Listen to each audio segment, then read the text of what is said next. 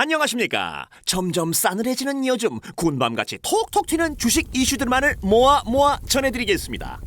먼저 지난달 국내 증시부터 알아보겠습니다. 2020년 10월 국내 증시는 10월 30일 종가 기준으로 약 3% 하락 마감했습니다.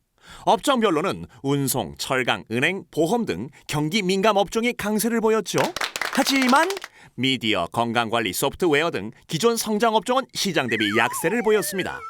스타일 측면에서 보자면 밸류 스타일이 2개월 연속 시장 대비 상승하는 모습을 보였고, 역시나 성장 스타일은 이름값 아깝게 약세를 보였는데요. 기업 이익 전망치를 보면 점점점 상향 조정이 되고 있고, 운송, 철강, 증권, 화학, 반도체 업종도 전월 대비 이익 전망치가 상승하니 나 우리나라 잘 나간다잉. 하지만 시장의 상승 추이는 둔화되고 있는 것으로 보이는데요. 이 원인 첫 번째는 눈에 보이지도 않는 이거 바로 코로나19의 재확산 우려 때문입니다.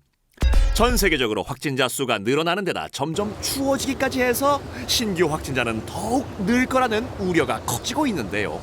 특히 유럽이나 미국 등 경제 비중이 큰 지역이 더 확산되고 있고, 심지어 유럽은 계속 락다운에 대한 논의가 진행되고 있다고 합니다. 락다운 되면 경기가 어떻다? 잘 달리던 경주마도 거북이가 되는 거다.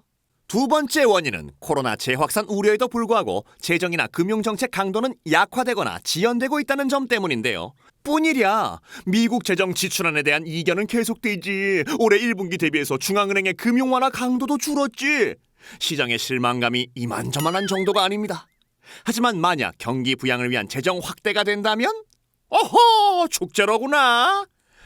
그래서 일부에서는 앞으로 상승 추이가 연장되지 않을까 조심스럽게 예측하고 있는데요. 그 이유로는 먼저 경기 회복 추이가 가시화되고 있다는 점 때문입니다. 한국 3분기 GDP는 전분기에 비해 1.9% 성장했는데요. 민간 경기 회복세는 느리지만 수출 경기와 투자 경기의 반등이 성장을 이끌고 있기 때문인데요. 글로벌 경기 회복 선행 지표가 나아지고 있다는 점과 경기의 기저 효과에 의한 경기 반등이 앞으로 계속될 것이라는 점 등은 수출 경기에 매우 긍정적입니다. 그래서 내년에도 기업 이익이 올해 대비 꽤나 큰 폭으로 증가될 것으로 예상하고 있는데요. 그럼 내년에 기업 이익을 주도할 업종은 두구두구두구두구두구? 네, 반도체입니다. 마지막으로 앞으로의 시장 전망과 전략을 어떻게 갖고 가야 할지를 알아보겠습니다. 8월 이후 주식시장의 조정 요인은 지속되기보단 단기 이슈였는데요. 마찬가지로 겨울이 돼서 코로나가 확산될 것이라는 점과 미국 대선 등의 이슈들은 시간이 흐르면 완화될 것입니다. 일각에서는 시장이 짧은 시간에 과하게 상승한 게 아니냐는 우려도 있지만, 현재 주식 리스크 프리미엄으로 추정한 밸류에이션은 적정 수준입니다. 그동안 성장주가 상승했다면 앞으로는 성장주와 가치주의 성과 차이가 더 커진다기보다는 손에 손잡고 앞으로 나갈 예정으로 보입니다. 자, 그럼 좋아요와 구독 눌러주시고 다음 달에 만나요.